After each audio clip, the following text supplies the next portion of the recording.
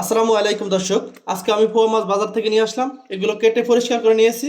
এখন আমি এগুলো রান্না করব। আলু কেটে নিয়েছি, আরও আছে দেখেন এই টমাটোরগুলো কেটে নিয়েছি। তো সবাই ভিডিওটা দেখেন। মাছগুলো ভাজি করার জন্য কড়াইয়ের ভিতরে তেল দিয়ে দিলাম।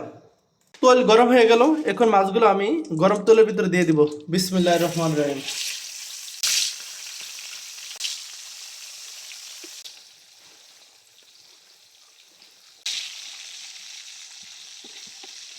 দর্শক, মাছগুলো ভাজি করা শেষ। এখন আমি রান্না বসিয়ে দিব। কড়াইয়ের ভিতরে তেল দিয়ে দিলাম। পেঁয়াজ কাটা, মরিচ কাটা, জিরা বাটা। প্রথমে পেঁয়াজ কাটাগুলো দিয়ে দিলাম। পরিমাণ মতো লবণ, পরিমাণ মতো হলুদের গুঁড়া, পরিমাণ মতো মরিচের গুঁড়া। এখন ভালোভাবে মশলাগুলো মিশিয়ে নিব। মশলাগুলো কষানোর জন্য হালকা একটু পানি।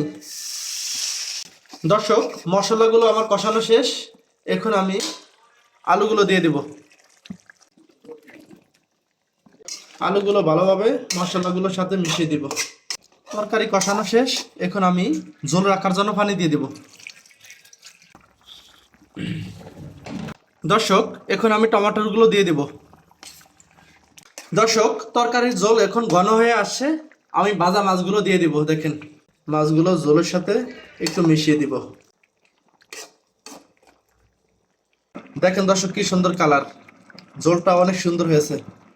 দর্শক, আজকে আলু দিয়ে টমেটো দিয়ে পোয়া মাছ রান্না আমার এখন তরকারি হয়ে গেছে। এখন আমি খাবো, দেখবো কিরকমের তরকারিটা মজা হয়েছে। এই হলো আজকে রান্না। মাসুম ভাই, আজকে পোমা মাছ দিয়া টমেটো দিয়া রান্না করলেন, কিরকম হইলো? ভাই, খাইলে সব বুঝবো। এ নিতেছি দেখেন, তরকারি আর মাছ। না খাইলে বুঝবো কিভাবে? ভাই, একসে গরম।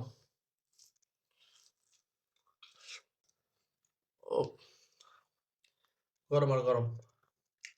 ওকে।